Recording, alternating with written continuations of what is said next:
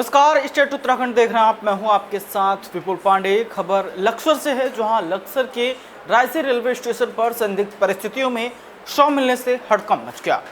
आपको बताते चले कि रायसी रेलवे स्टेशन पर लाइन पटरी के पास एक अज्ञात व्यक्ति का शव बरामद हुआ है। यात्रियों ने इसकी सूचना जीआरपी पुलिस लक्सर को दी। मौके पर पहुंचे पुलिस ने शव की शिनाख्त कराने की कोशिश में जुटी हुई है और अभी तक आपको बता दें कि युवक के शव की पहचान नहीं हो पाई है।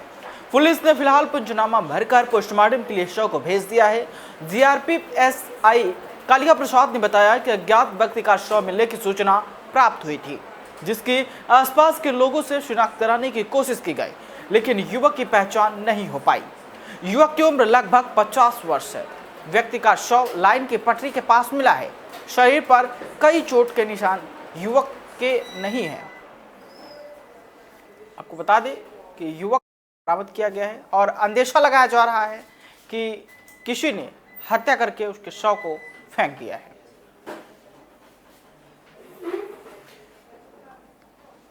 तो आपको बताते चले कि जिस तरीके से ये खबर सामने आई है, पुलिस इस पूरे मामले की जांच पड़ताल में जुटी हुई है। तो वहीं जीआरपी लक्सर की तरफ से ये बयान सामने आया है कि अभी जो शव है उसकी पहचान की जा रही है। आखिर जो किसी ने शायद युवक की हत्या करने के बाद शव को वहां पे फेंक के चला गया है। इस वजह से अभी फिलहाल पुलिस जैसे ही इस मामले की जानकारी आपको बता दें कि पुलिस को लगी है, पुलिस अब शिनाख्त करने के बाद मृतक के घर पे ये सूचना उसका कहना है कि भेजेगी और जैसे ही शव का पहचान होगा उसके बाद आगे की कार्रवाई पुलिस करेगी। और हालांकि आपको बता दें कि पुलिस अपने तरह से जिस तरीके से आपको बता दें कि इस पूरे मामले की जांच पड़ताल में जुटी हुई है। ये अभी हम लोग यहाँ पहुँचे। ये प्लेटफॉर्म नंबर 1 पे एक अज्ञात शव पड़ा हुआ है। वो मतलब 50 साल के करीब होगी। इस पर कहीं भी चोटें तो कहीं दिख नहीं रही। इस पर ज़ाहिर चोट कोई नहीं है। ये अभी हम लोग यहाँ पहुँचे। ये प्लेटफॉर्म नंबर 1 पे एक अज्ञात शव पड़ा हुआ है। वो मतलब 50 साल के करीब होगी। इस पर कहीं भी चोटें तो कहीं दिख नहीं रही। इस पर ज़ाहिर चोट कोई नहीं है। ये अभी हम लोग यहाँ पहुँचे। ये प्लेटफॉर्म नंबर 1 पे एक अज्ञात शव पड़ा हुआ है। वो मतलब 50 साल के करीब होगी। इस पर कहीं भी चोटें तो कहीं दिख नहीं रही। इस पर ज़ाहिर चोट कोई नहीं है। ये अभी हम लोग यहाँ पहुँचे। ये प्लेटफॉर्म नंबर 1 पे एक अज्ञात शव पड़ा हुआ है। वो मतलब 50 साल के करीब होगी। इस पर कहीं भी चोटें तो कहीं दिख नहीं रही। इस पर ज़ाहिर चोट। रिवल फाउंडेशन बेरोजगार संघ के अध्यक्ष रिवेल श्रद्धानंद पति ने रामनगर रोड स्थित किसान कांग्रेस के कार्यालय में पत्रकारों से रूबरू होते हुए कहा कि उत्तराखंड के धरोहर को यदि बचाए रखना है तो यहाँ की पौराणिक संस्कृति को लेकर चलना होगा। भू कानून को लेकर हमें मजबूत एजेंडा लेकर चलना है। उन्होंने कहा कि हम जो गलत हैं उनके विरुद्ध हैं और जो सही है उनके साथ हैं। उन्होंने आगे कहा कि परिवारवाद को तोड़कर किसान मोर्चा, युवा मोर्चा के सहारे उत्तराखंड को एक नया स्वरूप देने की कल्पना है। बंगाल के दौरे से लौटे रिवेल फाउंडेशन के अध्यक्ष ने पत्रकारों से बातचीत में कांग्रेस की हिमायत करते हुए भी कहा कि यदि 70 साल तक देश की सत्ता पर राज करने वाली यदि चोर व डकैत है तो जेल में क्यों नहीं। उन्होंने कहा कि यदि अगर ब्लॉक करने वाले गलत हैं तो उन्हें जेल में डाला जाए, फिर वास्तव में उनके आरोप सही हैं तो उन्हें जेल में क्यों नहीं डाला जा रहा। उन्होंने किसान आंदोलन को लेकर कहा कि वह किसानों के प्रति समर्पित हैं और उनके अधिकारों के लिए संघर्ष भी करते रहेंगे। देश चलता है किसानों से और हम सभी किसान परिवारों से संबंध रखते हैं। आज आप चाहे MBA कर ले, चाहे BTech कर ले, चाहे DIT कुछ भी कर ले आप, लेकिन हमारी जो जड़ें वो कृषि है।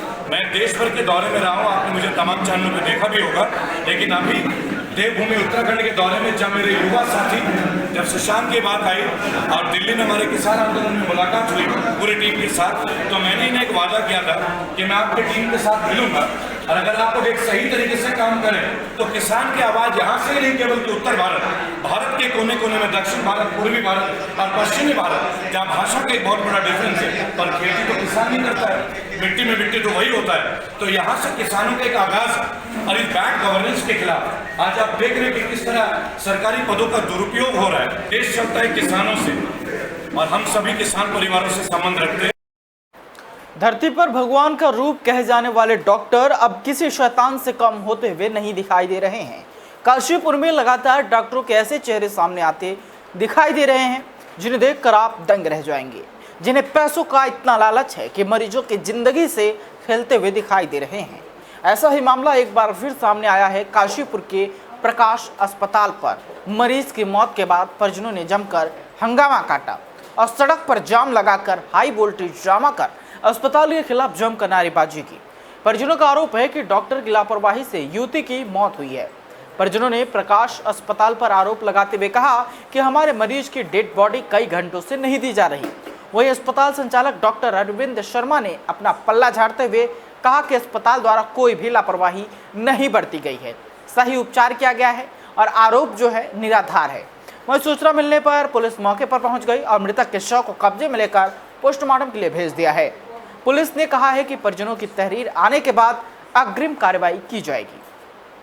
इन्होंने पूरी लापरवाही करी है। इन्होंने हमने इनसे पहले कहा कि सर आप पहले ही बोल दिया, इनसे 2 दिन पहले 3 दिन पहले बोल दिया, इनके पास कोई डॉक्टर नहीं है। प्रिया नाम की जो पेशेंट है ये हमारे यहाँ 24 तारीख को भर्ती हुई थी। सांस की दिक्कत में तेज बुखार में आई थी। फेफड़ों से खून आना शुरू हो गया। खून वो नहीं रुक पाया किसी भी सारी जो है कोशिशों के बावजूद भी, और पेशेंट की सांस की गति रुकने से डेथ। परिजनों का ये आरोप है कि भाई जब इनके हाथ में जो उसको बीमारी थी उसका इलाज नहीं था, इनको अन्यंत्र रिफर कर देना चाहिए था, जो इनके द्वारा नहीं किया गया। जब इनके द्वारा उस पर ऐतराज़ जाहिर किया गया तो अस्पताल प्रशासन द्वारा इनके ज़्यादा। ऋषिकेश बद्रीनाथ राष्ट्रीय राजमार्ग NH 58 तोता घाटी के पास यात्रा की दृष्टि से बेहद जोखिम भरा हो गया है। विगत रात्रि को यहां पर 40 मीटर स्पाइन की सड़क टूटकर जमीन जो दोज हो गई। बरसात के इस मौसम में इस रूट पर दुर्घटनाओं की आशंका को देखते हुए टिहरी जिला प्रशासन ने विगत 27 अगस्त से ऋषिकेश के तपोवन से लेकर मलेथा तक वाहनों की आवाजाही के लिए इस रूट को प्रतिबंधित किया हुआ है। देवप्रयाग के थाना अध्यक्ष महिपाल सिंह रावत का कहना है कि यदि बारिश नहीं होती है और मौसम साथ देता है तो कल शाम तक वाहनों की आवाजाही के लिए यह रूट तैयार होने की संभावना है, मगर रूट पर यातायात तभी चालू किया जा सकेगा जब जिला प्रशासन अनुमति देगा। जब तक ऋषिकेश बद्रीनाथ राष्ट्रीय राजमार्ग वाहनों की आवाजाही के लिए नहीं खोला जाता तब तक के लिए वाहनों का रूट ऋषिकेश के भद्रकाली, नरेंद्र नगर, आगरा खाल खाड़ी गजा से होते हुए देवप्रयाग डाइवर्ट कर दिया गया है।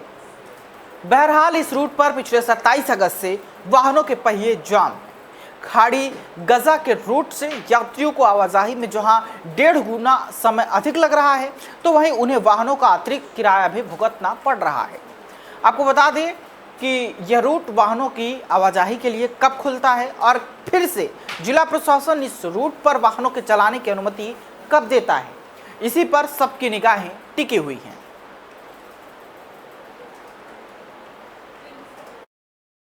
आसमान से बरसी आफत ने इस वर्ष लोगों का जीना दूभर कर दिया है। पहाड़ों पर बात लोगों की खेत खलियानों की करें, आंगन चौक के करें, पेयजल लाइन के करें, पैदल मार्गों की करें, विद्युत लाइनों के करें, सब कुछ तहस नहस सा हो गया है। और हम आपको बता दें कि 82 से और कोडियाला से तोता घाटी और 3 धारा से शिव मूर्ति तक जगह जगह रोड पर बहुत जबरदस्त मलबा आ रखा है। जेसीबी साफ कर रही है, लेकिन जो देवप्रयाग के थाना अध्यक्ष हैं महिपाल सिंह रावत, उनका कहना है कि अगर बारिश नहीं होती है तो रोड को कल दिन तक खुलने की संभावना है। देखते हैं रोड कब खुलती है, कब उस रोड पर गाड़ियों के पहिए जो जाम हैं वो कब रफ्तार पकड़ते हैं, देखने की बात होगी। नरेंद्र नगर से मैं वाचस्पति रयाल। आसमान से बरसी आफत ने इस वर्ष लोगों का जीना दूभर कर दिया है। पहाड़ों पर बात लोगों की खेत खलियानों की करें, आंगन चौक के करें, पेयजल लाइन के करें, पैदल मार्गों की करें, विद्युत लाइनों के करें, सब कुछ तहस नहस सा हो गया है। और हम आपको बता दें कि 82 से और कोडियाला से तोता घाटी और 3 धारा से शिव मूर्ति तक जगह जगह रोड पर बहुत जबरदस्त मलबा आ रखा है। जेसीबी साफ कर रही है, लेकिन जो देवप्रयाग के थाना अध्यक्ष हैं महिपाल सिंह रावत, उनका कहना है कि अगर बारिश नहीं होती है तो रोड को कल दिन तक खुलने की संभावना है। देखते हैं रोड कब खुलती है, कब उस रोड पर गाड़ियों के पहिए जो जाम हैं वो कब रफ्तार पकड़ते हैं, देखने की बात होगी। नरेंद्र नगर से मैं बारिश हुई है, उसके कारण ये जो तोता घाटी में ये मार्ग अवरुद्ध हुआ। काफ़ी बड़ा पहाड़ है जो ऊपर से गिरा है नीचे तक, इस पर काफ़ी टाइम लगेगा और मशीनें काम कर रही है, लेकिन ये जो है बहुत बड़ा पहाड़ है। ये करीबन 50 मीटर से भी ऊपर ये जो पूरी रोड चली गई है और इसमें अभी टाइम लगेगा। बारिश हुई है।